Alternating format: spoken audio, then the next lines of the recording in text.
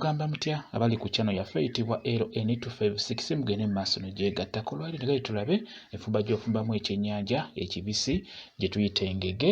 Njagala tulabe enfumba gy'ogifumbamu mu nfumba eno gy'ogenda okulaba. Kati beera ng'ogirongoosa bulungi, ogyoze bulungi, ogikolokote, n'oluvannyuma beera ng'oteeka esseffuliya ku kyoto, teeka mu butto.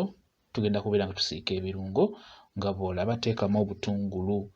Tugenda kufumba kyennyanja ekibisi oba gye tuyita engege embisi, bwetyo bwe tugiyita. Bw'omala kuteekamu obutungulu, teekamu galiki wamu n'akatangawuuzi tokeerabira. Mbeera ng'obitabulamu nga bw'olaba. Tuli mu kusiika birungo. Teekamu cloves bw'oba ozirina, teekamu cloves nga bw'olabye. Oteekemu omudalasini bw'oba nagwo ogusobodde okugufuna, beera nagwo ng'oguteekamu. Tuli mu kusiika birungo, tuli mu kufumba kyennyanja ekibisi engege. Bw'olaba ng'obutungulu bukyuse kakkala, teekamu ennyaanya nga bw'obulabye obutungulu. Teekamu ennyaanya, beera nazo ng'ozitabulamu, zitabulemu.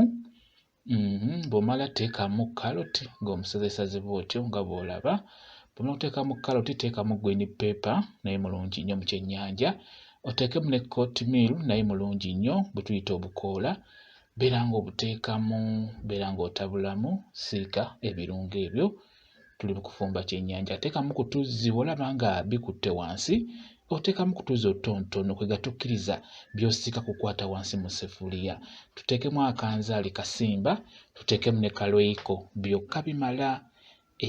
Tuteekemu kanzaali kasimba, tuteekemu ne kalweiko akatonotono. Mu kyennyanja kyaffe twagala kisigaze akawo k'engege kennyini kabeere nga kawunya bulungi. Kwegamba bw'oba olya ddala nti ndi mu kulya kyennyanja, ndi mu kulya ngege. N'omunnyo togwerabira, guteeke mu birungo byaffe. Omunnyo ogwo mukulu nnyo bw'oba ofumba enva zonna, omunnyo gulina okunoga. Omunnyo gukola kyamaanyi nnyo mu kuwooma enva, okubeera nga zijja kuwooma singa ziba zinoze bulungi omunnyo. Kati beera ng'oteekamu ebyennyanja biibyo. Nkugambye ebirongoose bulungi, obikolokote ku mutwe kwonna kwonna okwo. Abasinga temumanyi kolokota byennyanja. Ku mutwe bakolokotako bulungi, ku maaso bw'omala n'obyoza bulungi, mu matu mwonna ne bitukula bulungi. Beera ng'obiteeka mu birungo byaffe nga bw'olaba. Kyenkola ky'oba okola, ogenda kufuna ekyennyanja ekiwoomu, kigenda kuwoomera.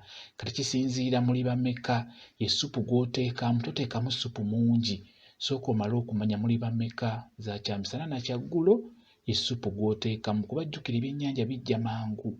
Kwegamba kola kassupu nga kagumu, zigenda bawoomera, ebyennyanja bigenda bawoomera bulungi nnyo. Kati nga bw'obiraba bibyo biri mu kutokota, beera ng'oluza ku munnyo.